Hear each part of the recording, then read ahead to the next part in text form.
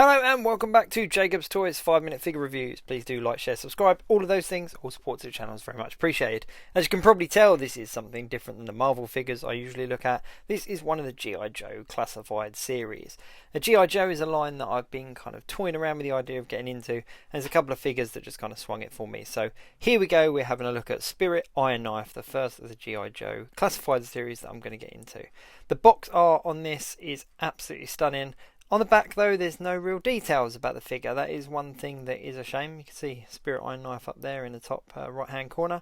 But it's a shame that there's not kind of a paragraph or something so that new collectors could know a little bit about these characters.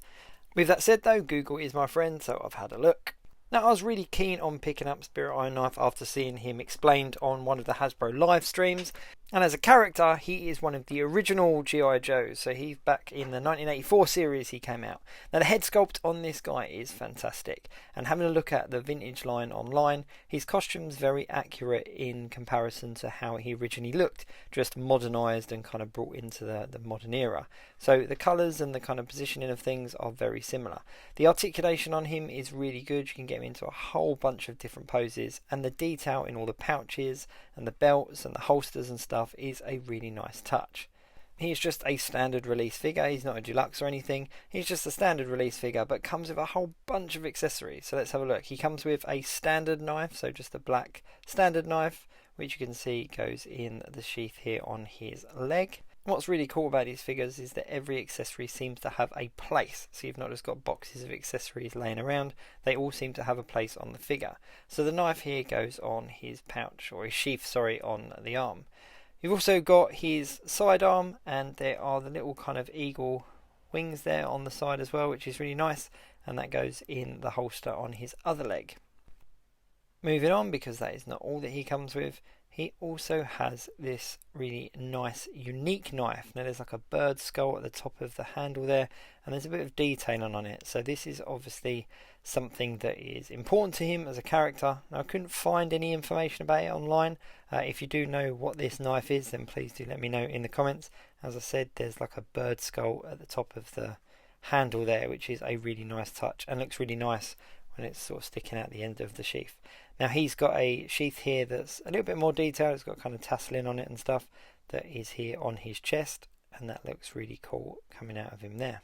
Like most of the G.I. Joe figures, he has a backpack. Now this is different to the original backpack he had as like the retro figure, but it's got a little stand here at the top as well, but I'll tell you what that's for in a second. You probably know if you've seen this figure online, but the backpack matches his costume quite nicely and fits really snugly on him. So there we go. Oh, and he's got his main weapon as well, which is a sniper. Now he had the vintage figure, from what I can see online, he had like an automatic kind of arrow shooter originally, and this sniper is just a much more modernised and sort of realistic weapon that he would have nowadays. So that's a really cool. And the little clip does come out as well. I didn't grab that, but one nice real touch with these G.I. Joe figures is the clips do tend to come out.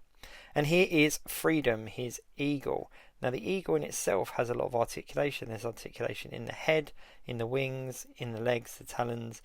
So there's a lot of movement that you can get out of that eagle, which is really cool. If you've got a Peacemaker figure laying around, then this is basically your eagly. You know, you could have a lot of fun with this. Now on the back of his backpack there's a perch, which is a really nice touch. Now there's kind of pegs in the talons. I'll just take it off so that you can see. Pegs in the talons that go into holes on this perch here, and it's quite stiff to get in there, but once you get it in, he's held in nice and tightly. Now like this, it doesn't change the balance of the figure all that much. As long as you're careful with how you stand him up, you should be fine, but that looks cool. Looks a little bit unnatural though, I think, that eagle up there just kind of chilling. You'd have to have a bit of play around and get him into a better pose, but I'll do that at a later date. I just wanted to show you what he looked like on the perch. He's also got a falconer's glove, is it called, that the bird handlers have, which is again another really nice touch. He's got this pet eagle, this Freedom as it's called. So to have a falconer's glove, I'm sure that's what it's called, I'm sure it's a falconer's glove, but to have that is a really nice touch, and it's also got holes in it, so you can put Freedom on his arm as well. And that looks a lot more natural, that looks more realistic. Just got to get the balance right, because putting him on the arm definitely changes the balance of the figure. Now the holes on the arm aren't that visible, they don't stand out, so if you're not having him on the arm, it's not a big deal. Freedom also comes with these 2 alternate wings as well, so you can just pop the wings off. It's just a simple ball joint and you just pop it in. Oh, be careful there, because I've pushed that one in quite hard and it's kind of gone a little bit white. You know, in plastic it goes weak. Now that might just be because I've got a weak wing, but just be careful when you're pushing them in, you don't want to snap that. But yes, he does come with alternate wings, so you can have him in a flying pose or as if he's just landing. But I'm going to have a lot of fun with this one, taking photographs of Spirit Iron Knife and Freedom. It is just a really nicely put together figure, and if you're into your G.I. Joes, then Spirit Iron Knife is definitely one that's worth picking up. It's one that kind of swung me to start taking a look at this line, and I'm really pleased I did. If the rest of the figures like this, then I'm not going to be disappointed at all. The only flaw, I suppose, is that it's not a pinless figure. He has got pegs, but that is not the end of the world because it's pretty cool. Thanks so much for watching. I'll see you soon.